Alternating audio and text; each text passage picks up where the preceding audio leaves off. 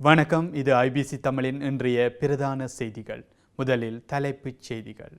ஆஸ்திரேலியாவில் கோர தாக்குதல், உயிருக்கு போராடும் இலங்கை மாணவன். நாட்டில் நிலவும் சீரற்ற காலநிலை, சுகாதார அமைச்சு விடுத்துள்ள அறிவுறுத்தல். இந்தியாவின் புதிய பிரதமருக்கு வாழ்த்து கூற டெல்லி செல்லும் அதிபர் ரணில். 210 நபர்களின் நிதி மற்றும் சொத்துக்கள் முடக்கம், விசேட வர்த்தமானி அறிவித்தல். அடுத்த மாதம் மின் கட்டண திருத்தம். சஜித்திற்கு எதிராக நடவடிக்கை எடுக்குமாறு தேர்தல் ஆணைக்குழுவிடம் கோரிக்கை. சீனாவை உளவு பார்க்கும் பிரித்தானியா. மனித கடத்தலின் பின்னணியில் இலங்கை நாடாளுமன்ற உறுப்பினர். வெளிவரும் தகவல்கள். தொடர்வன விரிவான செய்திகள். ஆஸ்திரேலியாவின் பெர்த்தில் உள்ள இலங்கையை சேர்ந்த மாணவர் ஒருவர் மீது நடத்தப்பட்ட மிலேச்சத்தனமான தாக்குதலில் அவர் உயிருக்கு போராடிக் கொண்டிருப்பதாக டெய்லி மெயில் செய்தி வெளியிட்டுள்ளது. 28 வயதான கீத் மதுசங்க என்ற இலங்கை இளைஞனி தாக்கப்பட்டவர் ஆவார். பெர்த்தில் அமைந்துள்ள லாங்போர்டில் உள்ள பெட்ரோல் நிலையத்தில் மே மாதம் 25ஆம் தேதியன்று இரவு 10 மணியளவில் தாக்குதல் நடத்தப்பட்டுள்ளது. தாக்குதலாளி 30 வயதான நபர் ஒருவர் என அடையாளம் காணப்பட்டுள்ளார். மதுசங்காவின் முகத்தில் தள்ளி பின்னர் குத்தியதாகவும் அவர் விழுந்து தலையில் அடிபட்டதாகவும் காவல்துறை குற்றம் சாட்டுகின்றது. அன்றைய தினம் ஹார்லண்ட் ஏற்கனவே மற்ற இருவர் மீது தாக்குதல் நடத்தியதாக அதிகாரிகள் கூறுகின்றனர். பிப்ரவரியிலிருந்து பெர்த்தில் படித்து வரும் மதுசங்கா சம்பவம் நடந்த ஒரு வாரத்திற்கு பிறகு ராயல் பெத் மருத்துவமனையில் அதிதீவிர சிகிச்சை பிரிவில் இருக்கின்றார். அவருடைய அன்புக்குரியவர்கள் ஹோபவுன்மியில் அவருடைய சிகிச்சைக்காக பணம் திரட்டுகின்றார்கள். இதுவரை $9,000 திரட்டியுள்ளனர். நாட்டில் தற்போது நிலவும் சீரற்ற காலநிலை காரணமாக பல்வேறு நோய்கள் பரவக்கூடிய அபாயம் காணப்படுவதாக சுகாதார அமைச்சு தெரிவித்திருக்கின்றது. இதன் காரணமாக வயிற்றுப்போக்கு, தடிமல், வைரஸ் காய்ச்சல் உள்ளிட்ட நோய்கள் பரவக்கூடிய அபாயம் காணப்படுவதாகவும் சிறுவர் நோய் தொடர்பான விசேட வைத்திய நிபுணர் தீபால் பெரேரா தெரிவித்துள்ளார். இந்த நோயானது அசுத்தமான நீர் மற்றும் உணவுகளை பயன்படுத்துவதன் மூலம் இலகுவாக பரவக்கூடும் என குறிப்பிடுகின்றார். காய்ச்சல், வாந்திபேதி, வயிற்றுப்போக்கு, வயிற்றுவலி மற்றும் மலத்துடன் இரத்தம் கசிதல் உள்ளிட்டவை இந்த நோய்களுக்கான அறிகுறியாகும் என சுட்டிக்காட்டியுள்ளார். இந்த நிலையில் குடும்பத்தில் உள்ள அனைவருக்கும் காய்ச்சல் விரைவாக பரவினால் அது வைரஸ் காய்ச்சலாகவும் இருக்கலாம் எனவும் அவர் தெரிவித்துள்ளார். இதேவேளை குளிர்காலம் காரணமாக குழந்தைகள் மத்தியில் காய்ச்சல் பரவக்கூடிய அபாயம் காணப்படுவதாகவும் அவர் மேலும் தெரிவித்துள்ளமை குறிப்பிடத்தக்கது.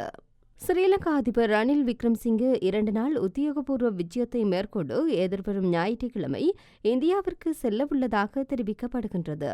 இந்திய தேர்தல் முடிவுகள் இன்று வெளிவரவுள்ள நிலையில் இந்தியாவின் புதிய பிரதமருக்கு நேரடியாக சென்று வாழ்த்து கூறும் வகையில் அதிபர் ரணில் விக்ரமசிங்கே டெல்லி விஜயம் ஏற்பாடு செய்யப்பட்டுள்ளது. அதிபரின் இந்த விஜயமானது இரு நாடுகளின் உறவுகளில் வலுவான நிலைமையையும் இலங்கையின் பொருளாதார மீட்சியில் இந்தியாவின் ஒத்துழைப்புகள் இன்றியமையாதது ஒன்று என்பதையும் எடுத்துக்காட்டும் வகையில் அமைந்திருக்கின்றது. இந்திய தேர்தல் முடிவுகள் வெளிவரவுள்ள நிலையில் யார் ஆட்சி அமைத்தாலும் அந்த அரசாங்கத்துடன் ஒன்றித்து இருதரப்பு உறவுகளை வலுப்படுத்தல் மற்றும் புதிய பொருளாதார இணைப்புகளை துரிதப்படுத்தல் போன்றவற்றில் இலங்கையின் ஆர்வத்தை வெளிப்படுத்தும் வகையில் அதிபர் ரணில் டெல்லி செல்கின்றார். குறிப்பாக கோட்டபய ராஜபக்ஷ தலைமைத்துவத்தின் கீழ் நாட்டில் ஏற்பட்ட அரசியல் பொருளாதார பெரும் நெருக்கடியின் பின்னர் இலங்கைக்கு இந்தியா பல உதவி திட்டங்களை வழங்கியது. அதிபர் ரணில் ஆட்சி பொறுப்பை ஏற்றிருந்த போதும் கூட எரிபொருள் தட்டுப்பாட்டை சீரமைக்க முழு அளவில் இந்தியா உதவிகளை செய்தது. மேலும் உணவு, மருந்து மற்றும் உரம் என பொருளாதார நெருக்கடிகளை தவிர்க்கும் வகையில் பல உதவி திட்டங்களையும் இந்தியா வழங்கியுள்ளது. பயங்கரவாத மற்றும் தீவிரவாத நடவடிக்கையில் ஈடுபட்ட 15 அமைப்புகள் மற்றும் 210 நபர்களின் அனைத்து நிதி மற்றும் சொத்துக்களை முடக்க அரசாங்கம் நடவடிக்கை எடுத்துள்ளது. அதன் அடிப்படையில் புலம்பெயர் தமிழ் அமைப்புகள் உள்ளிட்ட 15 தீவிரவாத அமைப்புகளுக்கும் அவற்றுடன் தொடர்புடைய 210 பேரினதுடைய நிதி, ஏனைய நிதி சொத்துக்களை முடக்கி குறித்த வர்த்தமானி அறிவிப்பு வெளியிடப்பட்டுள்ளது. 2012ஆம் ஆண்டின் முதலாம் இலக்கு ஐக்கிய நாடுகள் சபை ஒழுங்கு விதிகளின் கீழ் இந்த விசேட வர்த்தமானி அறிவித்தல் பாதுகாப்பு அமைச்சின் செயலாளர் ஓய்வு பெற்ற மேஜர் ஜெனரல் ஹமல் குணரத்னவினால் வெளியிடப்பட்டுள்ளது. 2012ஆம் ஆண்டின் முதலாம் இலக்கு ஐக்கிய நாடுகளின் கட்டளைக்கு அமைய இந்த நடவடிக்கை எடுக்கப்பட்டுள்ளதாக தெரிய வருகின்றது. அதன் அடிப்படையில் விடுதலை புலிகளுடைய அமைப்பு, தமிழர் புனர்வாழ்வு அமைப்பு, உலகத் தமிழர் இயக்கம், நாடு கடந்து தமிழீழ அரசு, உலகத் தமிழர் நிவாரண நிதியம், தமிழர் ஒருங்கிணைப்பு குழு ஆகிய புலம்பெயர் அமைப்புகள் முடக்கப்பட்டுள்ளதாக தெரிய வருகின்றது. ஜூலை மாதம் மின் கட்டணத்தில் திருத்தம் மேற்கொள்ள முடிவு செய்துள்ளதாக மின்சார மற்றும் எரிசக்தி அமைச்சர் காஞ்சன விஜயசேகர தெரிவித்துள்ளார்.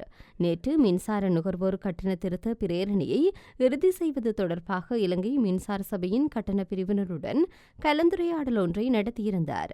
இதன்போது செலவுகளை பிரதிபலிக்கும் கட்டண பொறிமுறையை நடைமுறைப்படுத்துவதற்கு அரசாங்கம் கடந்த வருடம் கொள்கை முடிவொன்றை எடுத்ததாகவும் அதன்படி ஒவ்வொரு வருடமும் காலாண்டுக்கு ஒருமுறை கட்டணத்தை திருத்துவதற்கு தீர்மானிக்கப்பட்டுள்ளதாகவும் அமைச்சர் தெரிவித்துள்ளார்.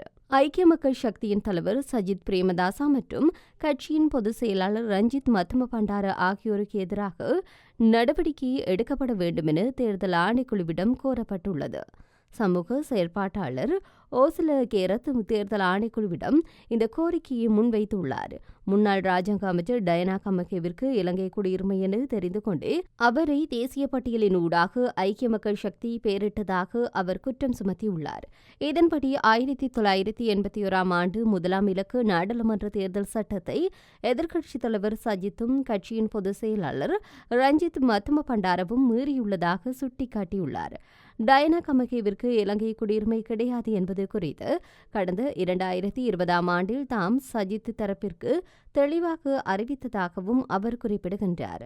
டயனா கமகே தவறிழைப்பதற்கு சஜித், ரஞ்சித் மத்தும பண்டார ஆகியோர்தான் ஒத்துழைப்பு வழங்கியுள்ளதாகவும் அவர் சுட்டிக்காட்டியுள்ளார். சீனாவின் மத்திய அரசாங்கத்தில் பணிபுரியும் தம்பதியொன்று பிரித்தானியாவை சேர்ந்த M16 என்ற உளவு அமைப்பிற்கு உளவு பார்த்ததாக குற்றம் சுமத்தப்பட்டுள்ளது. இதுகுறித்து சீனாவின் உளவு அமைப்பொன்று வெளியிட்டுள்ள அறிக்கையில் பிரித்தானியாவை சேர்ந்த M16 என்ற உளவு சேவையொன்று சீனாவின் தேசிய பாதுகாப்பிற்கு அச்சுறுத்தலை ஏற்படுத்தும் வகையில் உளவு நடவடிக்கையில் ஈடுபட்டுள்ளமை அம்பலமாகியுள்ளது. எவ்வாறு இருப்பினும் எங்களுடைய உளவு பிரிவானது பிரித்தானியாவின் குறித்த உளவு நடவடிக்கையை முறியடித்துள்ளது என்று குறிப்பிடப்பட்டுள்ளது. இதேவேளை கடந்த சில தினங்களுக்கு முன்னரும் பிரித்தானியாவின் M16 உளவு அமைப்பானது சீனாவில் உள்ள வெளிநாட்டவரை பயன்படுத்தி உளவு நடவடிக்கையில் ஈடுபட்டுள்ளதாக சீனாவின் உளவு பிரிவினர் குற்றம் சுமத்தியிருந்தமையும் குறிப்பிடத்தக்கது. நாட்டில் ஓய்வு பெற்ற ராணுவ வீரர்கள் உள்ளிட்ட சுமார் 1000 இலங்கையர்கள் ரஷ்ய ராணுவத்துடன் இணைந்து உக்ரைனுக்கு எதிராக போரிட்டு வருவதாக அண்மைய நாட்களாக தகவல் வெளியாகி வருகின்றன. அதில் பலர் போரில் உயிரிழந்து விட்டதாகவும் செய்திகள் வெளியாகியிருக்கின்றன.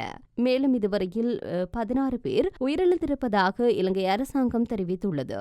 தற்போது வரையில் காணாமல் போன மற்றும் விபத்துக்குள்ளானவர்கள் தொடர்பில் 411 முறைப்பாடுகள் கிடைக்கப்பெற்றுள்ளதாக இலங்கை பாதுகாப்பு அமைச்சு தெரிவித்துள்ளது.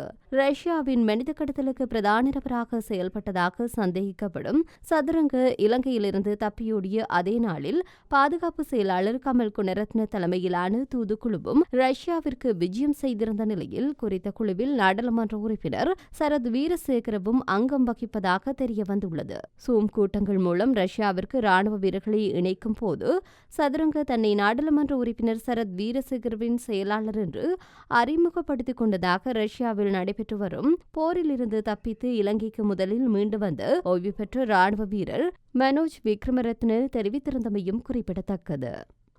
இத்துடன் இன்றைய பிரதான செய்திகள் நிறைவடைகின்றன. தொடர்ந்தும் செய்திகளை அறிந்து கொள்ள IBC தமிழ் நியூஸ் என்ற எமது யூடியூப் பக்கத்தினூடாக இணைந்திருங்கள். நன்றி.